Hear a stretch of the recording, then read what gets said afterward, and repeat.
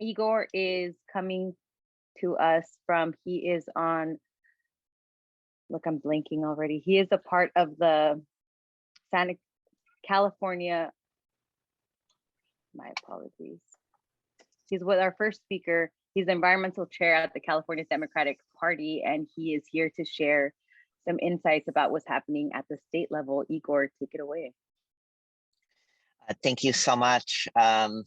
It's a pleasure and an honor to be here among such an impressive group of folks. And, I'd like to thank Senator Laird, Assemblymember Stone for all of their leadership in the climate space and beyond. It's an honor for me to be chair of the California Democratic Party Environmental Caucus. We are there to make good trouble and make sure that we still have a planet a few years from now, because every subsequent IPCC report has been extremely scary.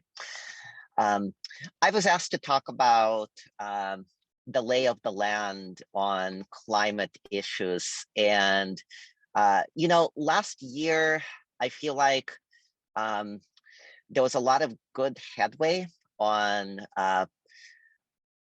plastics reduction and some other important legislation that after a lot of work passed. But unfortunately, a lot of things died in committee. And it was sad to me as a Democrat because a lot of things died in committee. And I'm talking about things like having oil setbacks away from residential areas. Environmental racism is a thing, and we couldn't even get something past, I think it was the first committee to do that, or to do a moratorium on fracking. It's now going through a regulatory committee, and our caucus has been part of a broad coalition to lead the way towards making sure that there are comments around that issue. I am very excited about several bills that have been introduced, and a couple of them are 2-year bills. There's AB 1001, which is a very important environmental justice bill. There's another bill that was introduced around mitigating for extreme heat. And usually when the places in California where there are literal public health impacts from extreme heat and a lack of mitigations for that tends to be in areas that with frontline communities. So really important piece of legislation, which I'm very excited about. And we are an appendage of the Democratic Party at the state level. So of course we cannot take a position on legislation until the party does, but those are some of the bills that we're going to be recommending. There's another one around K through 14 climate education, actually K through 12 climate education, making it a mandatory part of curriculum. It's actually modeled after I'm on Chochenyo Alani land in Berkeley when when I'm not sitting in my vault coming from a campaign rally. And the Berkeley Unified School Board passed something like that last year. So this would be an opportunity to do that for the entire state. And absolutely excited about that bill. There are a number of legislative co-sponsors and co-authors on it. So I'm cautiously optimistic that that is going to move forward. We have to, continue to figure out,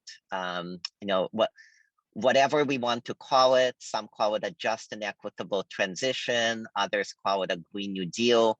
We need to create millions of new well-paying jobs in the renewable sector. And just last weekend, we had an 11-hour platform meeting at the California Democratic Party 30 hours of negotiation with stakeholders the week before. And we were able to, as a party, pass the strongest environmental platform yet. And two things that I'm particularly proud of in that platform is, one, we were able to support banning the sales of new internal combustion engines vehicles by 2030, which is 5 years ahead of schedule when the Newsom administration wants to do it. So I think, which very happy that the Newsom administration has been a leader on this as well. But this is an opportunity to push the administration even more. And then the other thing that I'm very excited about is we were able to say as the Democratic Party that we want there to be net zero carbon output by 2030.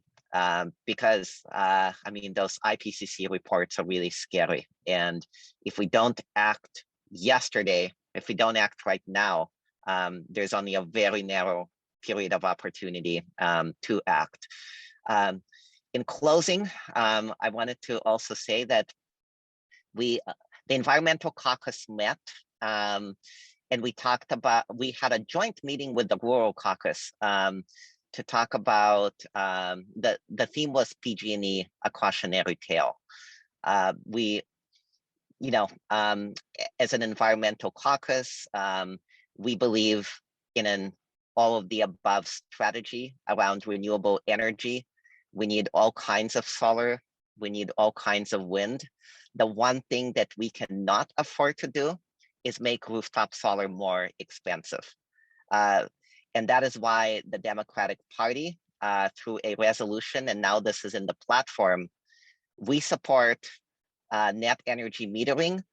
We support, we oppose California Public Utilities Commission proposed decision, which was a carbon copy of what the utilities wanted to do, that would impose a $57 a month tax on anyone that is putting their hard-earned money into rooftop solar, and that anyone tends to be working class and middle class. LBNL studies show that over the last 2 years that there's data, almost 2/3 of the folks that have put rooftop solar have been households with incomes of 150K or below, household income, not individual income.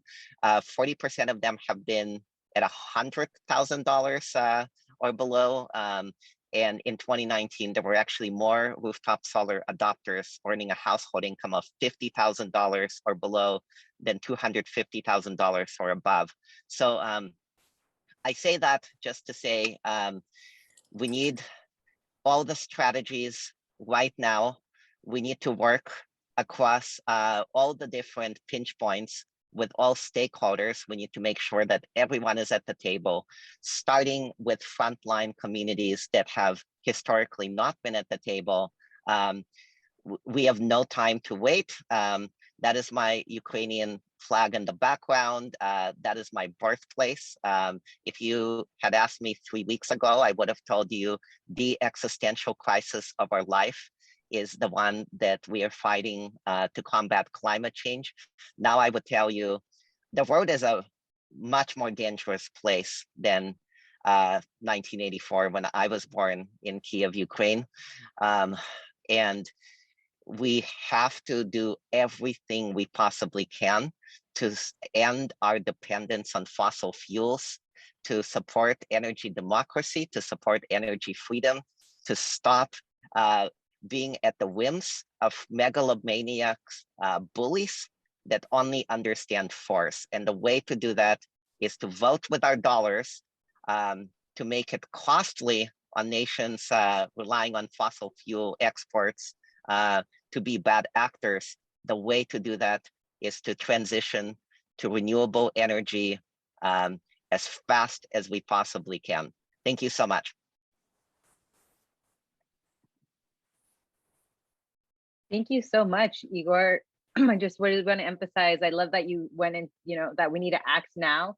I work with young people, and that's the same thing that they're saying. The time was, not just yesterday, probably last week or last month, a year ago, 20 years ago, that we should have been acting on this. So I really appreciate you emphasizing this. The one thing I did forget to mention earlier is, if you have any questions for Igor Tregub, am I saying your name correctly? You are. Nice. Short for Yes. If you have any questions for him, please enter them into the chat and we will be able to ask them towards the end. Once again, thank you. And up next, we have State Assembly Member Mark Stone. Welcome, Mark. Thank you. Thank you. Very happy to be here, and especially talking about climate with a group of people who I think understand the need and understand where we ultimately need to go. I was fortunate enough to be invited to COP26 in Glasgow last fall, and I came away actually fairly dispirited, but that's not the good message. So I'm going to try and talk about good news and bad news of what I learned there. And I'll start with the bad news, because that I think is mostly prevalent. There's been long talk internationally about reducing dependence on coal and actually phasing out dependence on coal. But unfortunately, because of the power of a number of nations at the table, the agreement was really just to reduce reliance on coal over a period of time without any real obligations as to what that means. And that is disheartening, because coal is there are a lot of significant contributors to global warming, but coal certainly is one of them, and one for which there are alternatives and there are better ways of approaching the energy question. What we learned, though, in talking about this, and some of the best conversations came from members of the Under 2 Coalition. Now, what's the Under 2 Coalition? Although they're going to be talking about being the Under 1.5 Coalition, it was a group formed, the seeds planted really by Jerry Brown a number of years ago when we had the climate conference here in San Francisco. And it is subnational jurisdictions, states and equivalents of states. Scotland, interestingly, is a nation, but it's also a subnational jurisdiction because they're still beholden to a large extent, much to their chagrin, but still to Westminster. So they're a subnational jurisdiction. So states like California, jurisdictions like Scotland, nations like Scotland, German states like Baden-Württemberg, South Australia, and others that we talk to. And the real climate goal changes, and the best directions are coming from the subnational jurisdictions, because we know we can do things that our federal jurisdictions cannot do. A couple of examples: Baden-Württemberg is really looking at some significant changes to energy grid and transportation that are going to move the needle, and they're becoming a model not just for Germany, but also throughout the EU on how to approach things, and they're very proud of it. South Australia was very clear with us that they're trying to shame their federal government into better policies around climate. And then we met with a federal representative from Australia. And here's the way that the dichotomy around coal goes. Australia, on paper, has some pretty aggressive climate goals, but yet they have a lot of revenue, and they're significantly supporting their coal industry. So while it looks like they're trying to reduce their reliance internally on coal, they make a lot of money, tax money, and the companies that they're supporting make a lot of money exporting coal. Plus, they're the number 2 exporter of hydrogen, and a lot of their hydrogen production is generated by coal. So I asked them, how do you reconcile these? And they didn't really have a good answer, other than to say that the way that the financing is going and the public money is going is that their hydrogen projects that run on coal, and a lot of their coal production and their coal power plants around the world are going to have a more difficult time getting financing rather than green type of infrastructure and green projects. And that's really what leads me to some hopeful news, although not hopeful news in the timeframes we need to be talking about. But this was the first COP, and COP is Conference of the Parties, and these were the parties to the Paris Accords. The this is the first time that the financial industry was really there with a strong presence. And that is signaling what I think Australia was talking about, in that going forward, green projects are going to be much easier to finance than old, what we consider appropriately dirty projects. So for example, hydrogen, a hydrogen plant that is, and hydrogen is a good fuel depending on how it's generated, but a greener hydrogen plant will be more readily financed than an old dirty hydrogen plant where they're generating hydrogen from coal. So that is a move in the right direction, because, and I think the thing to understand here is, in the Western economies, 90% of the money is private money. And everyone's looking to jurisdictions, states, and countries to solve the climate problem. But states and countries, public jurisdictions, only have a very small amount of the money that is available to them. And there's not anywhere near enough in public coffers to be able to solve the problems. So it is going to take private money in a lot of the financing that we're talking about to move the needle on the kinds of projects and the direction that we need ultimately to solve the climate problems, and then really build the adaptation, the resilience that is going to be necessary long term. So I'm hopeful, because the financial industry is there. Figuring out how to bring more private capital into the question is ultimately going to be very important, because governments will never have the money to do all of the things that ultimately will be necessary. And that's why I've talked to a lot of you about the notion of a carbon tax. Governments, and especially capitalist economic theory, governments are a balancing mechanism. And one of the strongest ways that governments can do that is through their power of taxation. If we did that and we made dirtier decisions more expensive and cleaner decisions less expensive through taxation and other influences, and including the financial system, then the industries will, by their nature, move in that direction. But unfortunately, that takes time, and it is going to take time. And we don't have, the Under 2 Coalition was formed with this notion of holding the climate growth under 2 degrees centigrade over the next number of years. And we realized that 2 degrees is too much. It really is now. Science is telling us it's 1.5 degrees, and we need to stop this a whole lot sooner than we had otherwise thought. So the state level, we're pushing a lot of policies to address the needs and the changes, and really looking at how we do a better job of sequestering carbon, managing things like working lands and wetlands, and the using nature as the carbon sink that it ultimately is and can be, in order to help balance out the carbon in the atmosphere and get to the reductions we're ultimately going to need. But unfortunately, that's a difficult thing to do. The oil industry has a lot of sway in Sacramento, and a number of pretty significant bills that would help us in this direction are ultimately very difficult to do, unfortunately.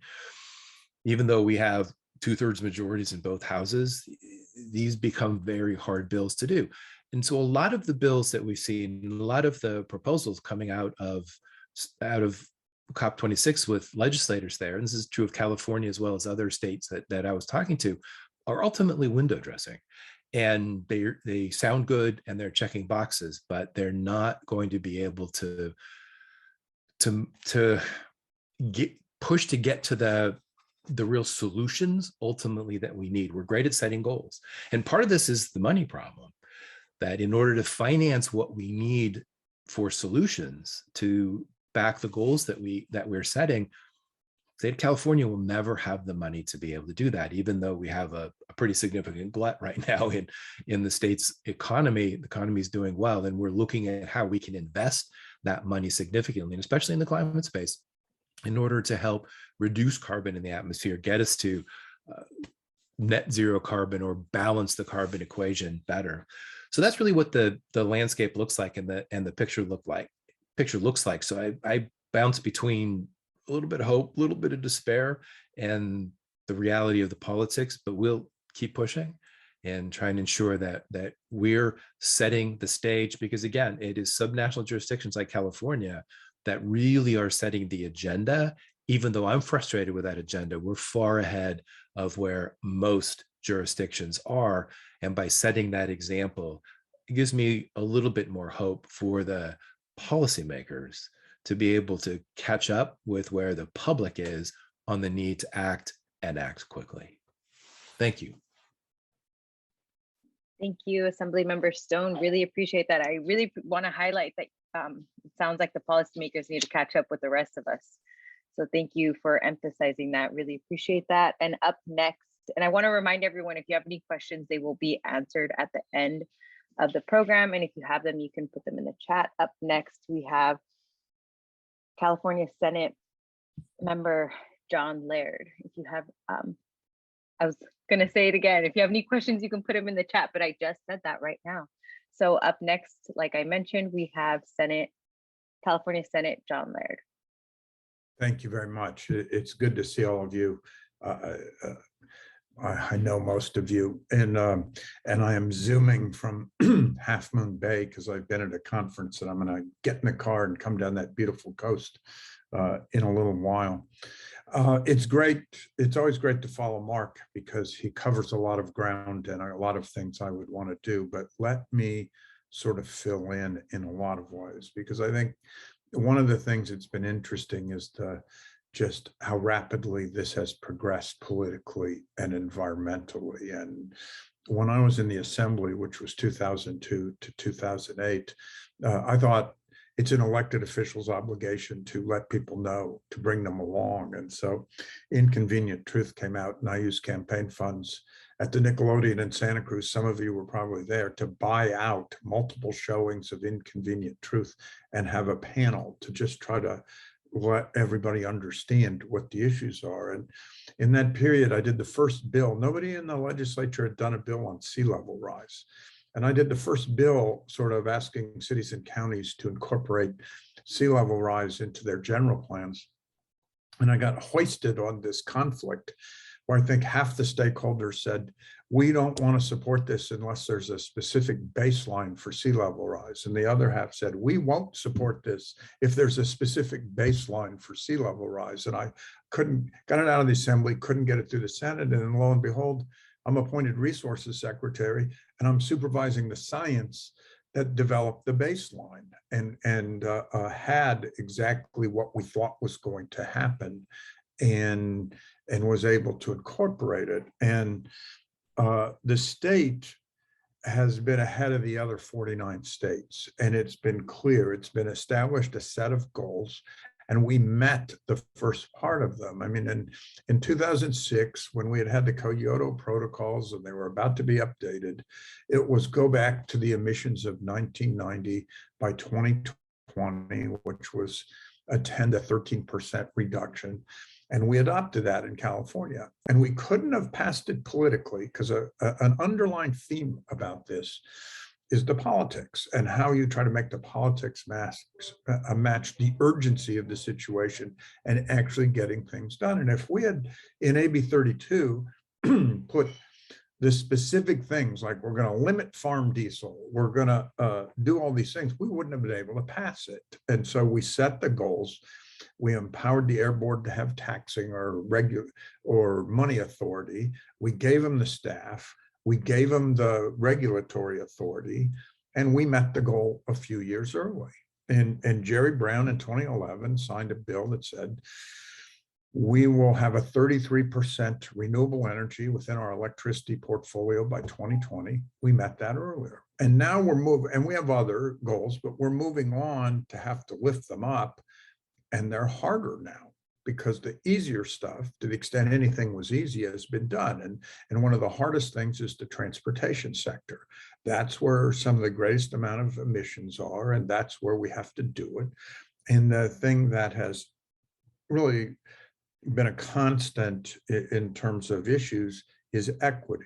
And so it's not as easy for lower middle income people to buy electric cars or to do some of the things. And so how do we sort of do this shift in a manner that deals with equity? And I am we did not have a good year in the legislature last year for actually policy and bills on climate. We had a really good year in budget in doing many things, but not in policy. So the Senate president appointed a 12 senator working group across the geographic spectrum, across the ideological spectrum of Democrats, and then made me the chair. So we have, in the last 3 months, had 15 meetings, and 9 of them were stakeholder meetings where we had the building trades, labor, 2 different meetings of environmental justice advocates, 2 from environmental groups. We actually had the energy providers, investor-owned utilities and oil companies. We had local governments. We had business. We really worked our way through the entire spectrum, and it sort of lined out the political problems of where the differences are. I think on one side, the building trades really are concerned about jobs, don't think people are caring about that, and are really fighting certain climate initiatives. On the other side is environmental justice groups, which feel like everybody pollutes right next to our neighborhoods, and every time you design something, it doesn't get at that. And those polls happen to be among those that were least willing to compromise. And so we have one last meeting of the group on Monday. We're presenting to the Democratic caucus retreat the next day. And I think then we might have a package of certain things that becomes evident. We still have to do the budget. We still have to decide if we're endorsing individual Senate bills. But, and believe me, it has been tough. And being the chair is like riding a bucking bronco to knock heads and get people to try to get somewhere. I think we are. And the trouble is this science is stuff that this is no time for half steps. But at the same time, we have to figure out how to get it done, And I can't tell if Celeste put a horse in her corner in relation to bucking bronco, but I appreciate the visual to the analogy, or metaphor, very good. And then I too, as was Mark, was in Glasgow for the climate conference, and I too wished that at the highest levels they'd taken stronger steps, and didn't feel so good about how far they went. But at the grassroots level, I felt like there was this incredible energy across the world to really do good things. And for me, the one thing is the assembly graciously added me, and 4 assembly members and I took the train to Aberdeen and took a boat out into the North Sea and went to the wind turbines that are in the North Sea.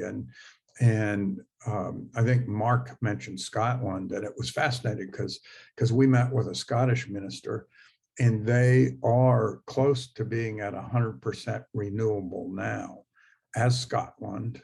And I asked them, because he said, we are going to lessen our reliance and actually put a lot of wells out of use, oil wells in the North Sea. And I said, are you doing this because they're running out of oil, or you're doing this because you're transitioning to renewables and you're leaving the oil in the ground? And interestingly, it was more the second question, that they're going to leave oil in the ground in their transition to renewables. And I think that is a really good marker for the rest of us in doing that.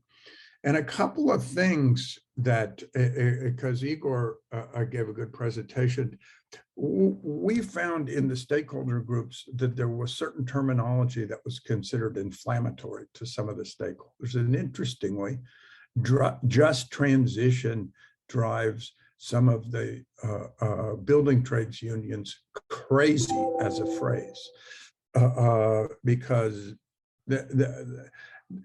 there's a little bit of belief that there's condescension, that it's these wonderful white environmental liberals that are set with their jobs and things on the coast telling them exactly what is just, and exactly if they're losing a job and going to one that's of lesser salary or benefits or pensions, that's just. That just makes them crazy. So I have worked really hard to stop using the term just transition and whatever it is, transitioning away from fossil fuel and worker equity or whatever it is, trying to figure that out. And the other one that was really interesting is they were really offended by the implication that all workers need retraining if in a change they're moving to different jobs, because the new head of the building trades said to me, our electrical workers don't need retraining. If those wind turbines were being installed off of Morro Bay right now with no new training, our IBEW members could go out and do it. And so it's been helpful in the debate and the dialogue to understand what there is, because it doesn't change what my position is, doesn't change what my goals are, but I might be able to talk about them in a way that's less inflammatory to some of the stakeholders. And that is the challenge in doing this. And you know, I'm a long time enviro, and particularly in the area of oceans. And I know we have to work out issues with marine mammals and issues with birds, but these are far enough off the coast that they're different than some of the land-based turbines and taking of golden eagles and some of the things that have existed with that. And at the same time, one of the fascinating things I found out from meeting with you know, I didn't understand how these floating wind turbines worked. The whole notion of floating in the ocean and having these 300-foot turbines, I just couldn't grasp it. But I went to see it, you know, they have ocean level flat platforms that stabilize it. It completely works. They have cords that go to the ocean floor and then come in to deliver the power to an onshore facility. And yet off of Morro Bay, they might have so many that they might have to have an electricity substation on the floor of the ocean that synthesizes this and sends it in. And then I heard concerns about, geez, there's cords on the floor of the ocean, there's disturbance, but we have these cables now for you know, phone, internet, these different things. It is not a disturbance that is different than what is happening, but we have to work these out, because one of the most interesting things we heard in the union stakeholder groups is the enviros ask us to subscribe to all these great goals, and then on an environmental basis they oppose every individual project that would actually have us meet the goals. It makes us crazy. And I put that question to the enviros in the stakeholder group, and they said, well, there's a certain amount of truth to that. We'll have to work on that. And so that's the challenge that we as policyholders have in trying to bridge these gaps. And it's like, I am really an advocate for the wind energy. We really have a chance to do it. We did a major bill that came out of the assembly last year, David Chu, that prioritized wind energy and really set up processes to resolve the environmental issues and other issues. Now, I floor managed it on the Senate floor. I think Mark and I were both co-authors. And so we're trying to bridge the gaps to match the urgency of the situation. And it is not easy, but we are really working on it. And so I'll just stop there, because I could keep talking about this in any of a number of ways, and look forward to the questions, but there's a lot going on. Thank you, Mr. Laird. Really appreciate your insight and your passion for the environment, as well as your willingness to bring different groups together so that we can be able to move forward together. And we do have a couple of questions in the chat. The first one is for Assembly Member Stone, and I apologize, this is not my question, so if the wording sounds weird, I'd appreciate your patience now. Mark, shouldn't PG&E thank all the solar owners for their power production, given the rising price of natural gas? I think we may be keeping others' rate raises lower. Do we get any recognition for that at least, or are we still the villains? Well, PG&E doesn't balance natural gas and electricity, so they don't really care about that. And that's why they had always been proposing a connection fee, they sort of call it, to help pay for the infrastructure. And interestingly, there was a bill that went through the legislature that just sort of hit a political buzzsaw last year that would have addressed a lot of the issues, including the significant cost shifting that is going on in the electricity rates because of the success of rooftop solar. So what we really need to do is balance out the rooftop solar incentive to be able to incentivize things like storage, because these days rooftop solar really doesn't make any sense without storage. And that's how we get ultimately to microgrids. But remember, PG&E is in the business of large facilities, large scale projects, large scale transmission of energy, and they make a lot of money off of it. They're guaranteed an 8% return on whatever their large investment is. So they, as a company, have a natural aversion to distributed generation, like what we get with rooftop solar and smaller projects. So if we're truly going to have diversity of energy production in California, we need distributed generation and a much broader question.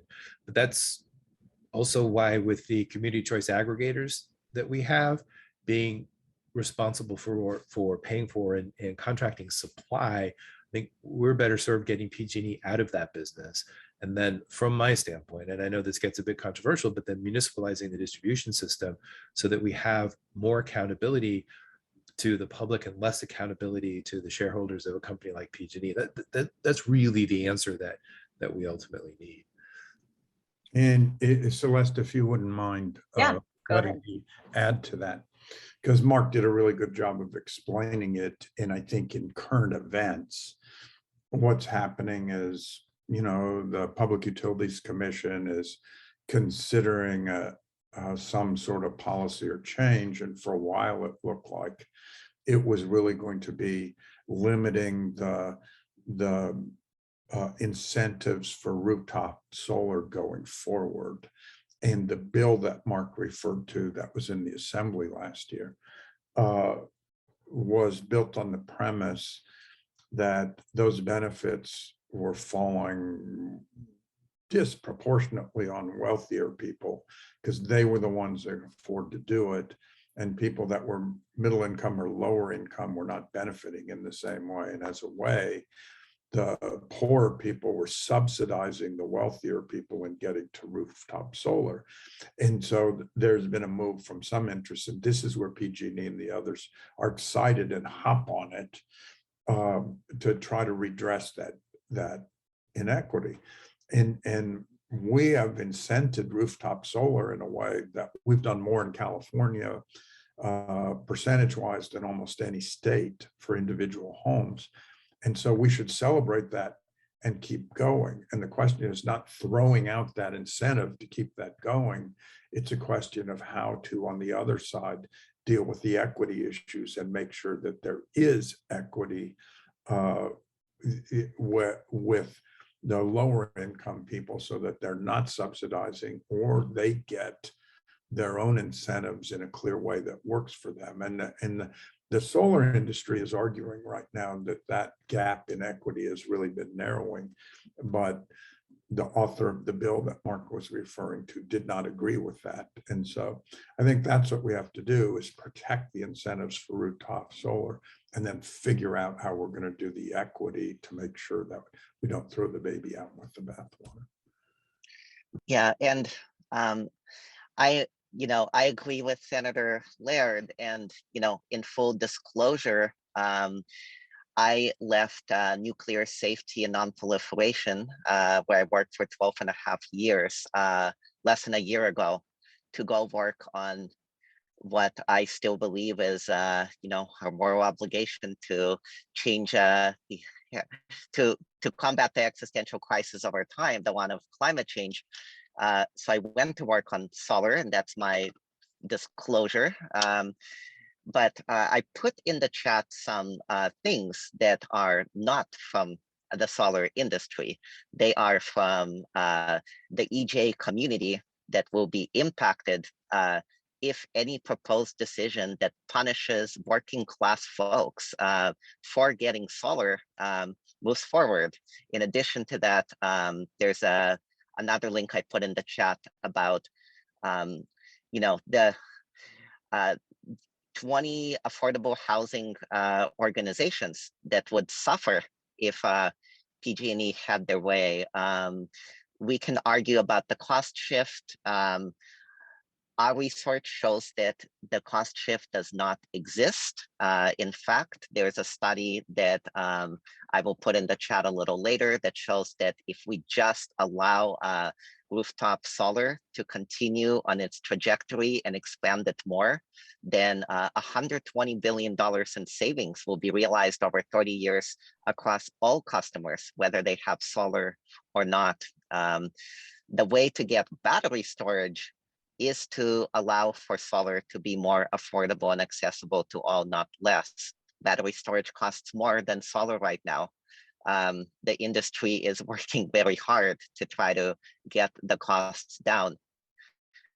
But to go from a payback period of 5 to 9 years to a payback period of 20 years for solar only, let alone storage, is, in my opinion, and in the opinion of 600 plus organizations and local electeds and state electeds that have signed on to a letter that will be released next week, is not to make solar more expensive for those trying to do the right thing is not the way to go. Well, the cost shift is $3 billion annually and growing, and it is there. And it's a real issue, but that doesn't mean we should unwind the benefits that were there. What we have to do is rethink the incentive. The incentive worked, although because it's an incentive that's built into electricity rates, it's an archaic model, and it had very little impact when penetration of rooftop solar was low. But right now, penetration is getting to be so significantly high that there is a very large cost shift that is happening. That's what needs to be addressed. And right now, new installations of solar are not happening with storage because storage is more expensive. So if we want the microgrid solution, we have to rethink what the incentives are. That's really what's happening. The PUC proposed decision that they were working from was in fact an industry sponsored model. And there are a lot of things about it that are unfair. And it's unfortunate that's the tack that PG&E took, because it would take away a lot of the incentives and take away the future of the ability to have rooftop solar ultimately. And that's their goal. Distributed generation doesn't fit their model. And that's why we need to change their model. Thank you. And here's another question for Assembly member. I can't speak. My words are tied. Assembly Member Stone. Presentation I watched from Glasgow was clear that we all need to be moving fast toward public transit, especially rail, then e-buses, access by bike and foot, getting people out of cars, not pushing e-cars as a primary mode of transit. And the leader spoke about how we cannot allow corporations or short-term positions in government to sway us from this direction. And yes, the oil industry has far too much power in this regard. How can we impact corporations who are reticent to make the changes they need to make when they are not financially incentivized or advantaged to do so? E-cars are just one example where corporations are keen on pushing e-cars when we need to prioritize robust public transit. Examples in Santa Cruz, where there is considerable fight to destroy local rail when it is the most energy efficient and least environmentally damaging form of transit. Well, but if you look at the challenge is that this country has not recognized public transit in any significant way for a long time. We have built decisions coming out of the 50s and 60s. We have built our communities on sprawl, and sprawl requires individual vehicles for individual people. It's very, very different, as you all know, when you go to better planned communities and areas like Europe, who have much more significant public transit options. In the Schwarzenegger era, and this was one of the huge, I'll just call it a dichotomy, hypocrisy, whatever you want to call it, of the Schwarzenegger administration, is he was touting climate goals, but at the same time cut all state public funding to transit. absolutely makes no sense. And Santa Cruz, fortunately, has a very robust, a more robust transit system than we would for a community our size and with the demographics that we have. And a lot of that goes back to Les White when he was general manager, who knew how to pull the federal levels to get to design those dollars that were going out at the time to transit districts to areas like Santa Cruz. So we really were able to build up the transit system beyond what we otherwise would have been. But you all know that it's still inadequate. It's not covering a lot of the ground that it needs to cover. And so many communities are designed that way, unfortunately. So for us to make that shift, it's going to take really quite some time and a bigger willingness to invest public dollars into transit, because transit doesn't work on fare box revenues. It doesn't work on its own. It takes that public investment in order to do. One of the reasons that we're really pushing a bill this year to get back to school transportation, electrify school transportation, and instead of having cars lined up delivering kids to school all the time, get us back to school buses, but electrified buses. And that's going to take a significant state investment of infrastructure to be able to do that. But those are the kinds of steps that will change the transportation calculation. And I should add, just for fun, that when I think Mark mentioned Governor Schwarzenegger cut public transit, I happened to be the budget chair in the assembly at the time, and we put out these summaries of the budget within hours of him releasing it. We never had a visual, it was always text. But when he proposed cutting transit, we took the cover of him on Time magazine, spinning the globe on his finger, and then did a caption underneath that says, despite this, Governor Schwarzenegger is proposing eliminating all operating assistance for public transit. It caused a little stir at the time, but we thought it was important to point out that contradiction that Mark just mentioned. And also, I put in the chat, I did a press conference in Glasgow where I outlined California's climate challenges, and I put the link to the video of the press conference in the chat. Thank you both. And this next question is for everyone. So maybe we can start with Igor and go Igor, John, Mark. The question is, individually, people have good intentions, but transportation infrastructure determines a lot about how we expand energy via our mobility. We have existing public transportation infrastructure, our coast rail line, that can help us move around in a more sustainable way via clean energy. Light rail with trail. Question to our speakers. How can we best move forward with this important Northern Monterey Bay project? Well, so the first rule of Chemes principles is if it's something that I'm not in Monterey, I want to support folks on the ground that are working on this. I can talk at a high level. I also just want to note before I do that I know there's a question in the chat, how can we talk about a just and equitable transition without calling it a just and equitable transition? And I'm frantically trying to find the language of the platform plank that got us there, along with the state building trades. And as soon as I do, I'll put it in the chat. Transportation, just at a high level, particularly in urban areas, accounts for the vast majority of our carbon impacts.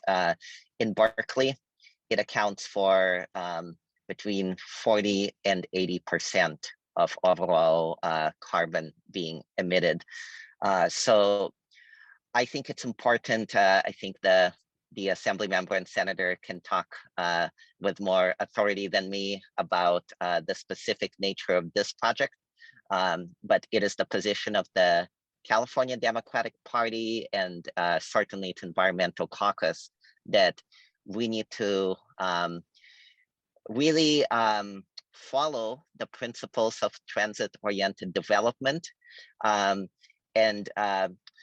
in particular, make sure that the folks that right now don't have a choice, they drive till they qualify. because there isn't ample transit, or they can't afford housing near the places where they need to go to meet their needs, whether it's going to work and back, taking their kids to school, going to get groceries and so forth. That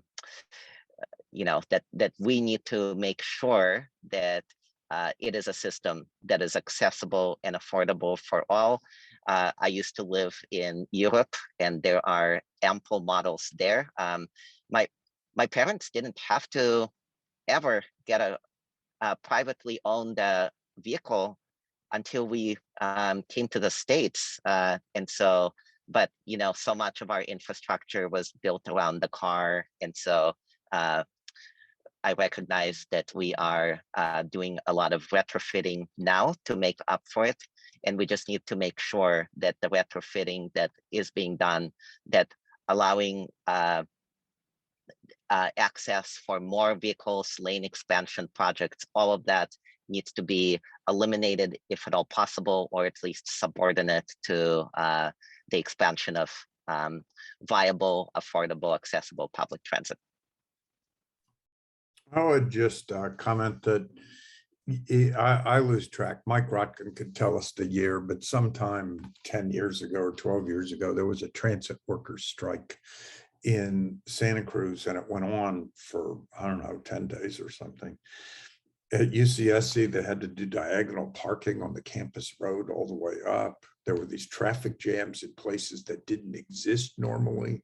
And if there was ever a demonstration of the value of public transit, it was those few days when we didn't have it. And so the real, I think, purpose of the question was asked, what can we do moving forward? And I think it's really advocate. Santa Cruz County is unique. There is a 1/2-cent sales tax for public transit. That just doesn't exist almost anywhere in California, and it's permanent. It was adopted in 1978 at the same ballot measure as Prop 13, ironically. And then did another 1/2-cent sales tax for different transportation projects that included supporting the rail system and other things. And I think it's really advocating for public support for different alternatives for transit in a really powerful way, and pushing it and making Mark's life and my life miserable because you're telling us that we have to do this and the state isn't doing enough, because the state isn't doing enough. The state, until that time when Schwarzenegger did it, was doing operating assistance every year for transit systems. It was minimal, but it was doing it, and it hasn't really been doing it in the same way. And the state did at one point pass a rail ballot initiative that, and actually the rail line purchase in Santa Cruz was done with some money from that ballot initiative 15 or 20 years before the purchase was made.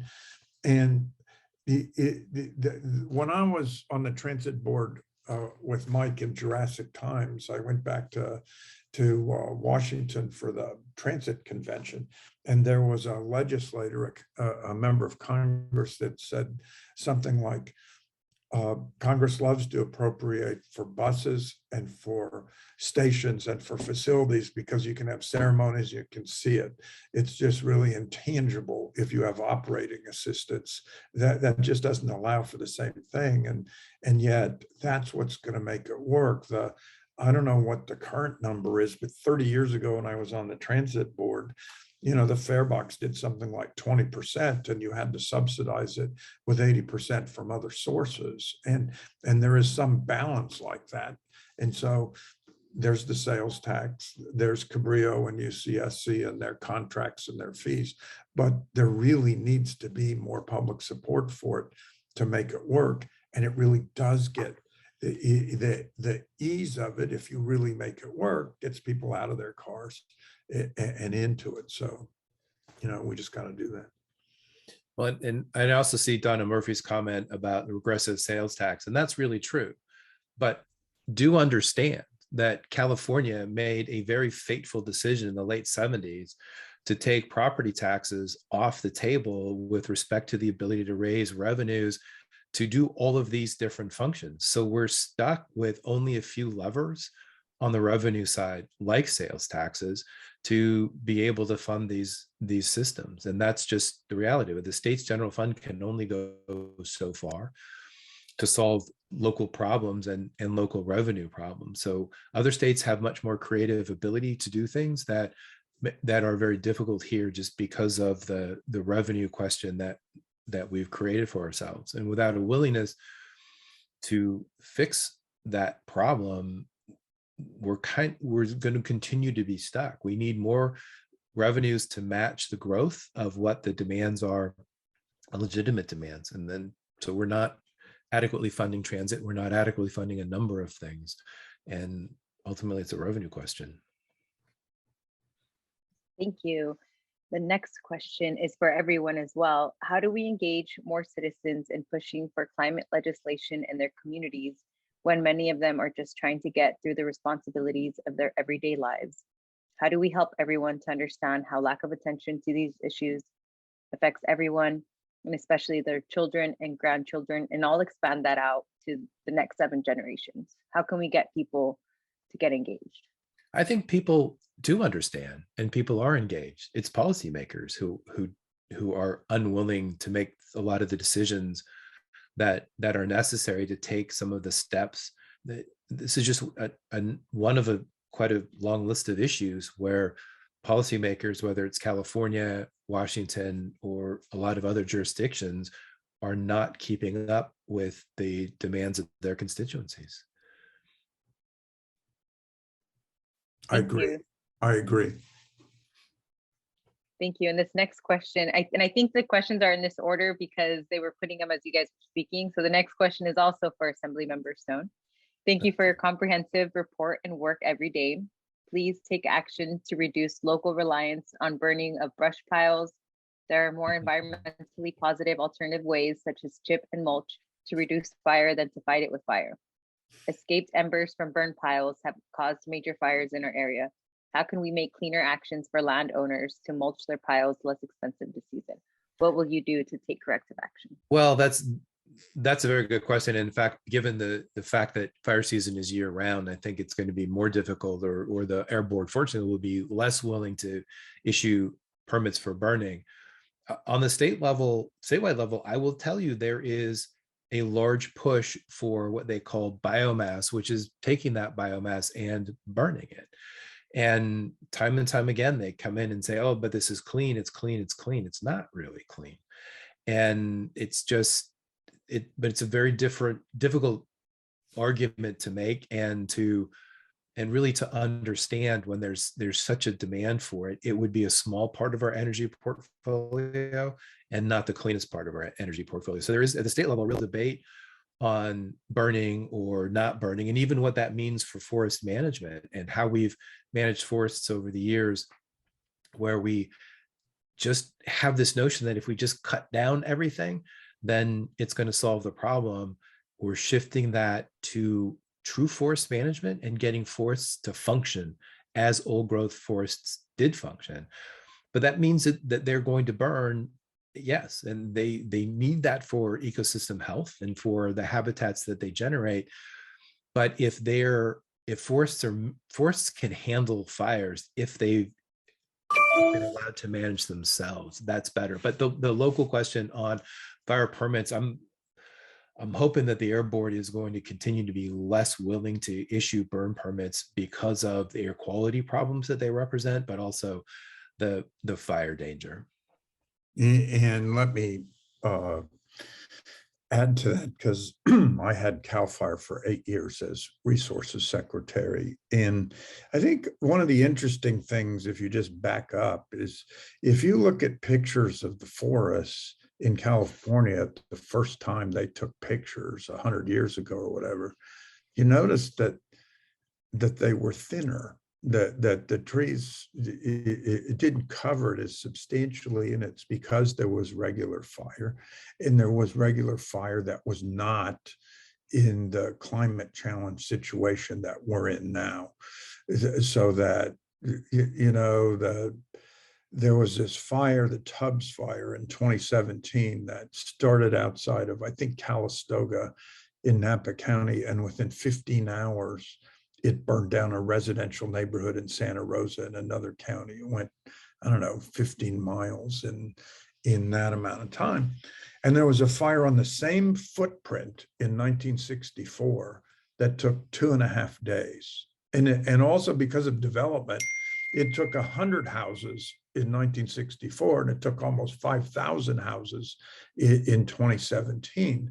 And so it's a tribute to the development we have, but it's a tribute to the changing climate in the changing sort of level of how fire is hosted in the changing environment. I mean, this last year we had the first fire that burned all the way over the Sierra, and the fire seats just hadn't happened before. And so it is after 70 or 80 or 90 years of complete fire suppression. How do we go to where it was before? And prescribed fire is part of it, and it does burn, and we need to do it. I was up in Yosemite about 3 weekends ago and drove by prescribed fire going in the south entrance, and then went in and saw just the devastation from the fire that went through the south of Yosemite a few years ago. And so, and Mark is right about biomass. When I was in the administration, we copped out by saying biomass is good if you have a much cleaner process and cleaner technology that exists now, which didn't exist. And it was really hard to argue against biomass. At the time, we had 129 million dead trees in the Sierra after the drought, and we sort of needed a market for those trees that were cut down next to power lines or roads, which were the priorities for the trees that had died in the drought. And in the ideal world, if we had better technology, biomass makes sense. We don't have better technology yet. And so that is the problem. Yeah, and I can pick up where the senator left off. I think I agree with both of you. I mean, this actually biomass came up last week because the state building trades wanted to insert biomass into our Green New Deal plank, and then remove the Green New Deal plank in its entirety and not call it a Green New Deal plank. So we did some I spent a lot of time doing a literature search, and the vast majority of the world scientists agree that right now it's almost impossible, or at least very costly, and there's an opportunity cost as well to develop biomass processes that are truly renewable. And that funding could instead go towards things that are not shiny new things, but are tried and true. Wind, solar, geothermal, all the things that are already in SB 100 up until 2030 anyway. And so I would just say, it is a reality that there used to be a fire season. At this point, there's no fire season. It's an entire year when fires can start at any moment because of climate change. Things burn hotter. They're more disastrous when they burn. It's because of a combination of drought conditions that have been induced, mostly climate change related. I think, and this actually gets to the previous question as well, how do we make sure that folks that are impacted on the ground have a seat at the table, whether it's frontline communities or rural communities that have to deal with this?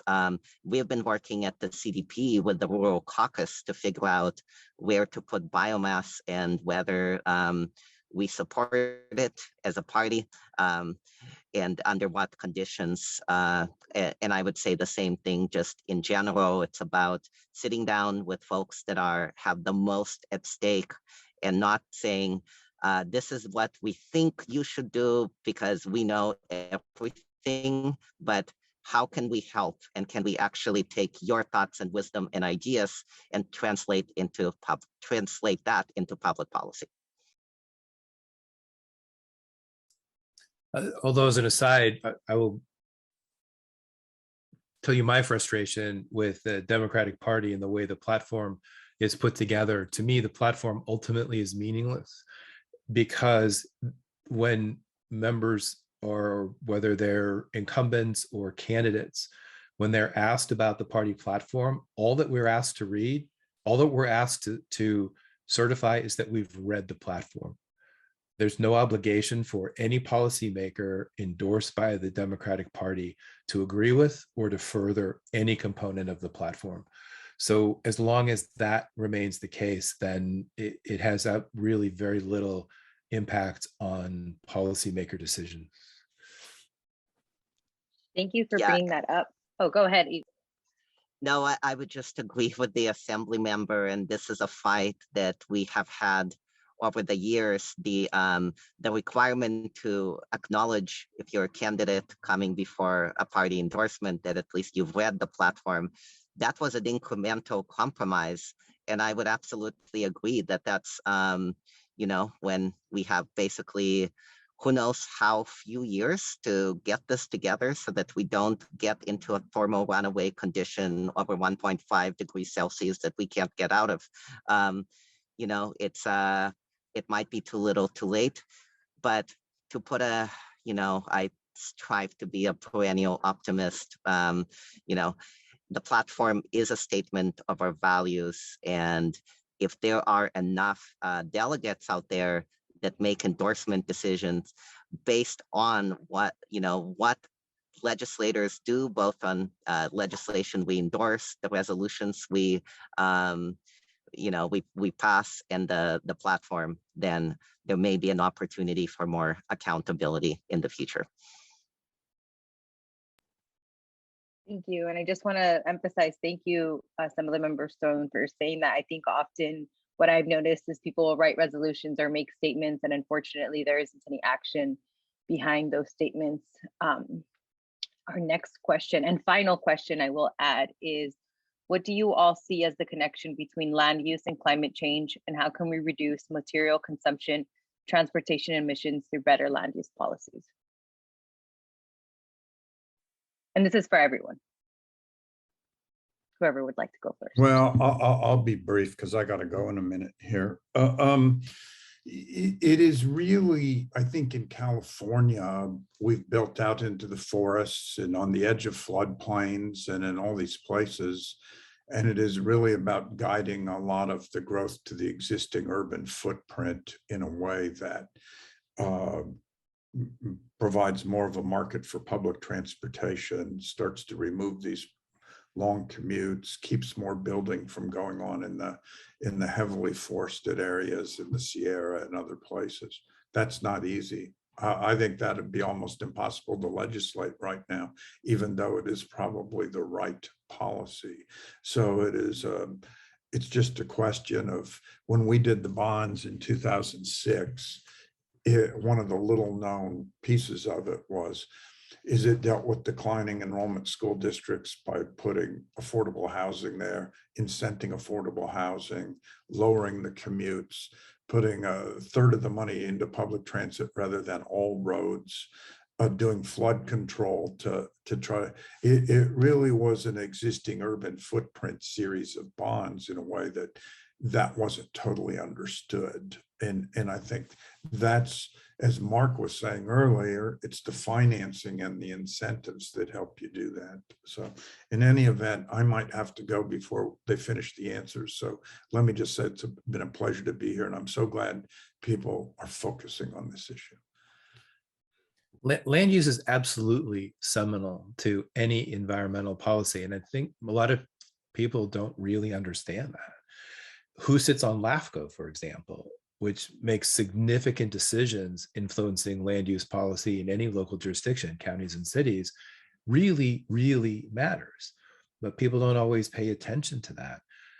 We're having significant, when we talked about public transit and we talk about urban sprawl, we talk about decisions that were made in the 50s and 60s. We are living those consequences right now. And any land use decisions made now won't really take effect for decades because of just the way the system is designed. So it is land use that is a critical component to how all of these pieces ultimately fit together. There was a bill done a number of years ago. It was then SB 375. It was a Steinberg bill that was supposed to try to bring together housing and transportation policy, but we still don't do that. And unless and until we talk about where people live, where people work, what those look like, what density is appropriate, what density looks like, and link that together with transportation decisions, and we continue to do all of these decisions ultimately in silos without respect to each other, then we will not have the planning necessary to build the communities that we need for the future with climate in mind. So land use is key, but it's not really understood, I think, generally how important land use decisions are to our ability to now adapt to, but all along now to mitigate effects of the changing climate. Yeah, and I'm going to be very brief because I agree with everything that the two previous speakers said. And I saw a comment in the chat, I think maybe from Laura, about, when we had a shelter-in-place order, there was a dramatic reduction in carbon emissions over a period of a few months when we learned how to interface with each other through Zoom. I know now it's become kind of just like too many Zooms, there are probably maybe mental health impacts there as well. But the point being is we had an opportunity to reinvent how we can do our part to communicate while dramatically reducing our carbon footprint. I really regret that it seems like we as a world and as a state didn't learn our lesson, because now carbon emissions are back up again, pretty much to the same levels as they were pre-COVID. And we really, we need to think about everything and anything that we can do to reduce our footprint, and also think about the folks, and they're usually lower wage folks. These are folks in frontline communities. These are essential.